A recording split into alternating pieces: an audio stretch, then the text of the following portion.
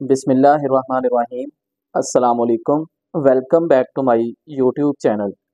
Dear students, ninth chapter को हम study कर रहे थे। आज टॉपिक हमारे पास है factors affecting the rate of transpiration. ऐसे कौन कौन से फैक्टर्स हैं जो कि ट्रांसपायरेशन के ऊपर असरअंदाज होंगे। अब यहाँ पर ये जो रेट है, रेट को हम शरह बोलते हैं कि ट्रांसपायरेशन की स्पीड भी आप इसको कह सकते हैं। ट्रांसपायरेशन की स्पीड के ऊपर ऐसे कौन कौन से फैक्टर्स हैं जो कि असरअंदाज होंगे। वन बाई वन हम इनको देखेंगे। तो सबसे जो पहला फैक्टर डियर स्टूडेंट्स हमारे पास है वो है टेम्परेचर। तो इसमें आपने याद रखना है कि टेम्परेचर जो है ये डायरेक्टली प्रोपोर्शनल होता है ट्रांसपायरेशन के। अब ये किस तरह से डायरेक्टली प्रोपोर्शनल है इसका मैं आपको समझा देता हूं।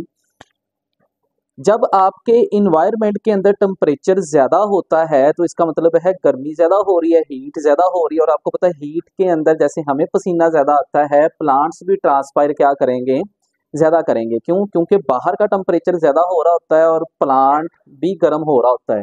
तो अपने अंदर से जो गर्म मॉलिक्यूल्स होते हैं पानी के उनको निकाल देता है, ताकि जब वो निकलेंगे तो उसकी बॉडी क्या हो जाएगी, कूल डाउन हो जाएगी। सेम प्रोसेस हमारे अंदर भी यही इस तरह से हो रहा होता है। तो इसलिए टेम्परेचर जो है ये डायरेक्टली प्रोपोर्शनल है ट्रांसपायरेशन के। अगर टेम्परेचर ज्यादा होगा तो ट्रांसपायरेशन भी क्या होगी, ज्यादा होगी। अगर टेम्परेचर कम होगा तो ट्रांसपायरेशन भी क्या होगी, कम होगी। इस चीज को आपने याद रखना। फिर नेक्स्ट जो दूसरा फैक्टर हमारे पास डियर स्टूडेंट्स आ जाएगा वो है विंड, जिसको हम आंधी कहते हैं या तेज हवा कह सकते हैं। अब बड़ा सोचें, बड़ा सिंपल सा है, अगर तेज हवा चलेगी तो ट्रांसपायरेशन ज्यादा होगी या कम होगी। तो ये जो विंड है ये भी डायरेक्टली प्रोपोर्शनल है ट्रांसपायरेशन के। अब ये किस तरह से, इसकी मैं आपको एक बड़ी सिंपल सी एग्जांपल दे देता हूँ। जैसे हम गर्मियों में अगर कपड़े धो के डालते हैं ना, गर्मियों या सर्दी, चले इसको छोड़ दें, अगर हवा चल रही हो आपने कपड़े डाले हैं तो जल्दी सूखेंगे या लेट से सूखेंगे। अगर हवा चल रही हो तो कपड़े क्या होते हैं, जल्दी सूखते हैं। इसका मतलब उसके अंदर जो पानी है वो क्या कर जाता है, ट्रांसपायर कर जाएगा, वो अवेपोरेट कर जाएगा। तो सेम प्रोसेस प्लांट्स के अंदर भी होता है। अब प्लांट्स में क्या होता है, ट्रांसपायरेशन होती है, मतलब पानी जो है उसका इखराज होना होता है, वाटर वेपर्स ने बाहर निकलना होता है। तो वाटर वेपर्स जब विंड चलेगी या तेज हवा चलेगी तो उससे ट्रांसपायरेशन क्या होगी, ज्यादा होगी। इसलिए हम इसको क्या बोलते हैं, ये डायरेक्टली प्रोपोर्शनल है। अगर तेज हवा ज्यादा चलेगी ट्रांसपायरेशन ज्यादा होगी, अगर तेज हवा कम चलेगी तो ट्रांसपायरेशन क्या होगी, कम होगी। तो ये भी आपके पास डायरेक्टली प्रोपोर्शनल आ गया। फिर तीसरा फैक्टर जो है इसे हम बोलते हैं ह्यूमिडिटी। ह्यूमिडिटी हम कहते हैं हवा में नमी का तनासब या पानी का तनासब भी आप इसको कह सकते हैं। अब ये जो ह्यूमिडिटी है ये इनवर्सली है, ये डायरेक्टली प्रोपोर्शनल नहीं होती ट्रांसपायरेशन के, बल्कि ये क्या है, इनवर्सली प्रोपोर्शनल होगी हमारे पास। अब इनवर्सली प्रोपोर्शनल का मतलब ये होता है डियर स्टूडेंट्स, अगर एक चीज ज्यादा हो रही है तो दूसरी चीज क्या होगी, कम। अगर एक चीज कम हो रही है तो दूसरी चीज क्या होगी, ज्यादा होगी। अब ये मैंने ह्यूमिडिटी की डेफिनेशन भी लिख दी है ब्रैकेट्स में कि percentage of water vapours in atmosphere. आपकी हवा के अंदर वाटर वेपर्स की जो तादाद है इसको हम क्या बोलते हैं, इसको हम ह्यूमिडिटी का नाम देते हैं। अब बड़ी सिंपल सी, अगर हवा में पहले से ही नमी का तनासब ज्यादा होगा तो पानी तो नहीं उड़ के जाएगा, क्योंकि हमने ये पढ़ा था कि चीजें जो हैं अपनी हायर कंसंट्रेशन से लो कंसंट्रेशन की तरफ मूव करेंगी। अब पानी हवा में तो पहले पानी का तनासब ज्यादा है तो वहां पर पानी क्यों मूव करेगा, पानी ने तो ज्यादा से कम की तरफ मूव करना है। अब पानी ज्यादा कहाँ पर है, प्लांट्स में जब ज्यादा होगा और बाहर हवा में पानी क्या होगा, कम होगा, तो फिर पानी क्या करेगा। लेकिन अगर बाहर हवा में पहले से ही पानी ज्यादा मौजूद होगा तो पानी जो है वो ट्रांसपायर कम करेगा। तो इसलिए ह्यूमिडिटी ज्यादा होगी। अगर हवा में नमी ज्यादा है तो ट्रांसपायरेशन क्या होगी, कम होगी। मतलब ये इनवर्सली प्रोपोर्शनल है। अगर इसी तरह से बाहर हवा में जो नमी है वो कम है तो ये ट्रांसपायरेशन ज्यादा है। अगर ह्यूमिडिटी ज्यादा है तो ट्रांसपायरेशन क्या होगी, कम होगी। इसको आपने डियर स्टूडेंट्स याद रखना है। नेक्स्ट जो हमारे पास फिर अगला जो फैक्टर आ जाएगा वो आज दो फैक्टर है बेसिकली, ये एक है सरफेस एरिया और दूसरा है डिस्ट्रीब्यूशन ऑफ स्टोमेटा। अच्छा, अब अगर हम सरफेस एरिया की बात करते हैं तो ये भी हमारे पास क्या होगा, ट्रांसपायरेशन के लिए डायरेक्टली प्रोपोर्शनल होगा। अब ये किस तरह से, इसकी भी मैं आपको एक एग्जांपल दे देता हूँ। अच्छा, अब आप फर्ज करें आपने चाय जो है वो एक कप में डाली हुई है और इसी तरह से उतनी ही चाय आपने एक वो प्याली में डाली हुई है, तो कौन सी जल्दी ठंडी होगी? प्याली वाली। क्यों? क्योंकि जो प्याली का जो सरफेस एरिया है वो क्या है, ज्यादा है, जबकि जो कप का सरफेस एरिया जो ऊपर से उसकी सतह है जहां से बखारात ने उड़ना है वो क्या है, छोटी। इसलिए कप के अंदर चाय जो है वो लेट, क्योंकि वहां से जो बखारात हैं वो कम निकलेंगे या कम स्पीड के साथ निकलेंगे, और जब ज्यादा सरफेस एरिया होगा तो वहां पर एरिया ज्यादा और जल्दी वो ठंडी होगी, ज्यादा पानी वेपोरेट करेगा। तो इसलिए सरफेस एरिया ज्यादा होने से ट्रांसपिरेशन ज्यादा होगी, सरफेस एरिया अगर कम होगा तो ट्रांसपिरेशन भी क्या होगी, कम। तो इसकी मिसाल, क्योंकि हम लीव्स को पढ़ रहे हैं, प्लांट्स को पढ़ रहे हैं, तो वो पत्ता जिसका साइज बड़ा होगा वहां से ट्रांसपिरेशन क्या होगी, ज्यादा होगी, क्योंकि उसका सरफेस एरिया ज्यादा हो गया। और वो पत्ता जिसका साइज छोटा होगा, क्योंकि उसका सरफेस एरिया छोटा है, तो वहां से ट्रांसपिरेशन भी क्या होगी, कम होगी। तो ये दोनों क्या है, एक दूसरे के डायरेक्टली प्रोपोर्शनल हैं। अच्छा, फिर दूसरी बात जो हमारे पास आ जाती है स्टोमेटा की। अब हमने पीछे पढ़ा कि जो स्टोमेटा है ये वो जगह है जहाँ पर गार्ड सेल्स होते हैं, जहाँ पर से पानी ने क्या करना होता है, ट्रांसपायर करना है, बाहर निकलना है। अब बड़ी सिंपल सी बात है, अगर किसी लीफ में ज्यादा स्टोमेटा होंगे तो पानी ज्यादा निकलेगा वहां से, मतलब ट्रांसपिरेशन ज्यादा होगी। और अगर किसी लीफ पे स्टोमेटा की तादाद कम है तो वहां पर ट्रांसपिरेशन भी क्या होगी, कम होगी। तो ये हमारे पास स्टोमेटा जो है ये ट्रांसपायरेशन के क्या आ जाएगा, डायरेक्टली प्रोपोर्शनल आ जाएगा। तो ये भी हमारे पास डायरेक्टली, अब इसमें क्या है, स्टोमेटा ज्यादा है तो ट्रांसपायरेशन ज्यादा, स्टोमेटा कम है तो ट्रांसपायरेशन कम है। अब मोस्टली जो प्लांट्स हैं देखा गया है कि इनके जो लीफ है, लीफ के जो नीचे वाले हिस्से होते हैं, एक तो ऊपर जो बिल्कुल आसमान की तरफ होता है ना हिस्सा, वो अपर साइड आ जाएगी, और जो नीचे वाली साइड का लीफ का हिस्सा होता है उसे हम लोअर सरफेस बोलते हैं। तो वहां पर लोअर सरफेस के ऊपर स्टोमेटा ज्यादा होते हैं। लोअर सरफेस के ऊपर स्टोमेटा, जहां पर भी स्टोमेटा की तादाद अगर ऊपर ज्यादा है तो ऊपर से ट्रांसपिरेशन ज्यादा, अगर नीचे ज्यादा है तो नीचे से। तो वो ऐसे प्लांट्स जिनके लीव्स के नीचे वाली साइड के ऊपर पत्ते के स्टोमेटा ज्यादा होंगे तो वहां से नीचे वाली साइड से ट्रांसपिरेशन क्या होगी, ज्यादा। अगर ऊपर ज्यादा है तो ऊपर वाले हिस्से से ट्रांसपिरेशन क्या होगी, ज्यादा होगी। डिपेंड्स ऑन स्टोमेटा कंसंट्रेशन, या स्टोमेटा की मिकदार के ऊपर डिपेंड करेगा। यहाँ तक आपके पास ये जो फैक्टर्स थे ये डियर स्टूडेंट सारे हमारे पास कंप्लीट हो चुके हैं।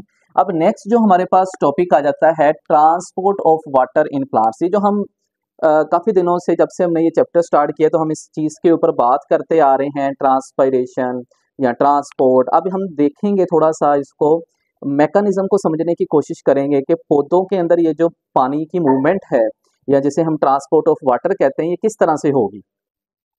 अब एक चीज़ डी स्टूडेंट्स को डिटेल थोड़ा सा आगे डिस्कस करने से पहले एक चीज़ समझ लें।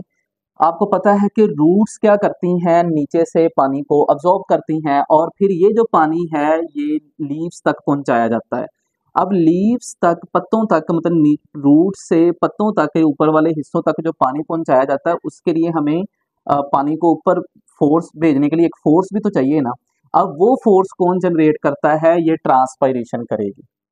जब ट्रांसपायरेशन होती है, मतलब यहाँ से प्लांट्स के लीव से जब ट्रांसपायरेशन का प्रोसेस होता है तो एक फोर्स जनरेट होती है। अच्छा, पहले थोड़ा सा इसके मैकेनिज्म को समझने, फिर मैं एंड के ऊपर आपको समझाता हूँ कि ये ट्रांसपायरेशन फोर्स या पुलिंग फोर्स क्या होती है। अब रूट से लीव्स तक पानी को लेके जाने के लिए हमें क्या चाहिए, पुलिंग फोर्स। और इस पुलिंग फोर्स को हम क्या नाम देते हैं डियर स्टूडेंट्स, ट्रांसपायरेशनल पुल का हम नाम देते हैं। अब जरा इसको पहले मैकेनिज्म को समझ लें, फिर एंड पे आपको समझ खुद ही आ जाएगी कि ट्रांसपायरेशनल पुल इसको क्यों कहा गया। अब यहाँ पर ये हमारे पास एक प्लांट है और अगर हम इस प्लांट की बात करें तो ये हमारे पास इसकी रूट्स आ जाएंगी, ये हमारे पास इसके स्टेम एरिया आ जाएगा, और ये जो मैंने आपके पास इधर बनाया हुआ है ये है जी हमारे पास इसके लीव्स वाला एरिया, आप समझ लें आ जाएगा। अब स्टेप वाइज जरा थोड़ा सा हम इसको समझने की कोशिश करते हैं। अब सबसे पहले इसे चलो मैं इधर लिख भी देता हूँ, ये हमारे पास क्या आ गई, रूट्स आ गई, और ये हमारे पास क्या है, रूट्स हेयर हैं, जड़ों के जो बाल हैं उन अब रूट्स हेयर्स क्या करेंगी, पानी को अब्जॉर्ब करेंगी। अब पानी को अब्जॉर्ब करेंगे और पानी को अब्जॉर्ब करके यहाँ पर लेंगे। अब ये डियर स्टूडेंट्स क्या है, ये रूट्स का, आप इसको कह लें कि ये रूट्स का हमारे पास क्या है, जाइलम है।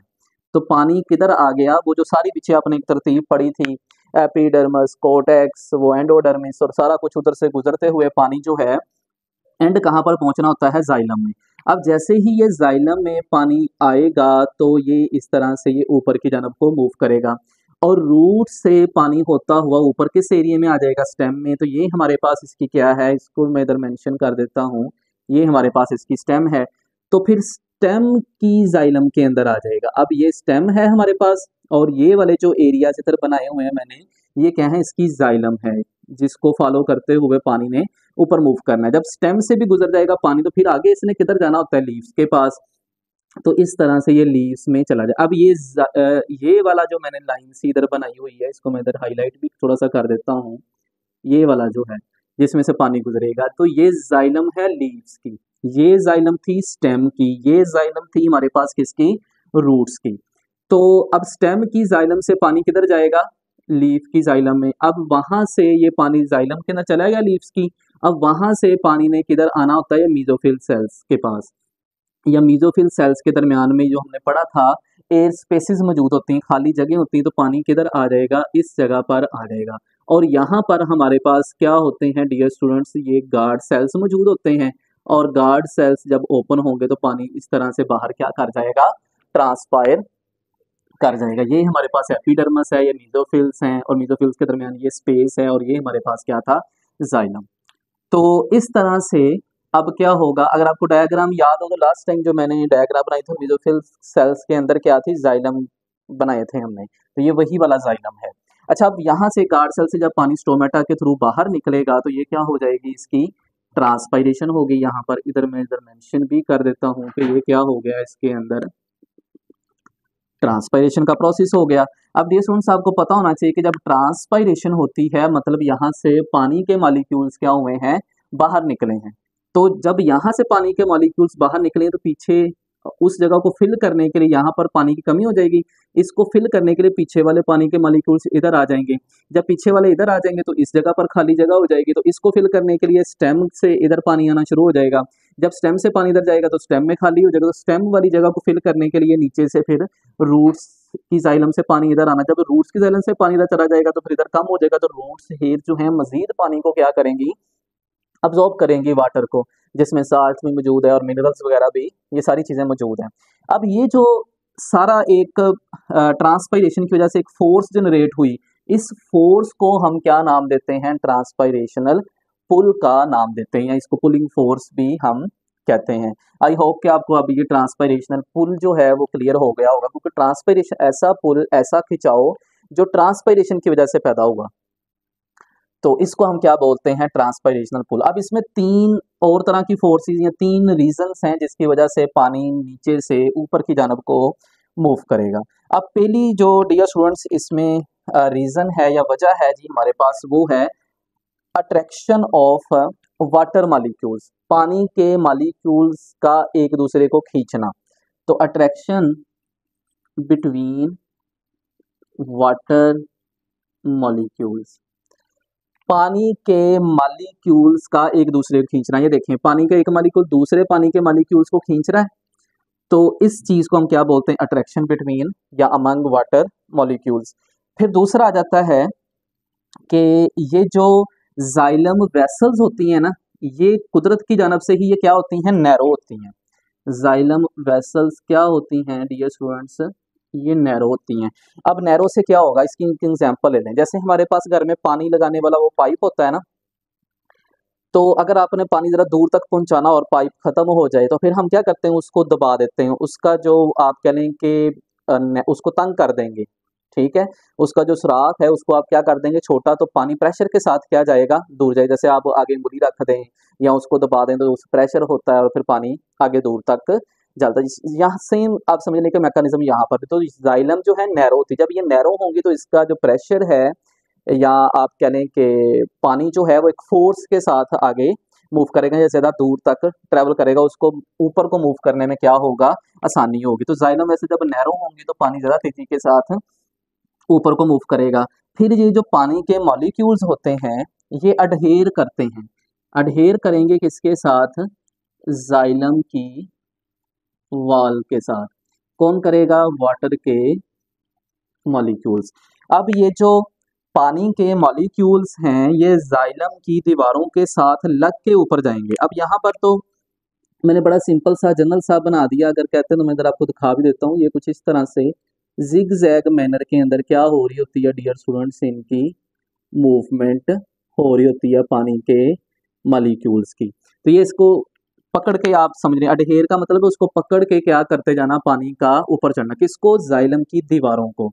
तो ये जाइलम की दीवारों को पकड़ के क्या कर रहे होते हैं, ऊपर की जानब को मूव कर रहे होते हैं। तो उससे भी एक तरह से इन्हें आसानी रहती है ऊपर को मूव करने में। मैंने काफ़ी डिटेल के साथ डियर स्टूडेंट्स आपको समझाने की कोशिश की है। आई होप कि आपको आज का टॉपिक समझ आया होगा। Best wishes, stay connected, thank you and अल्लाह हाफिज़।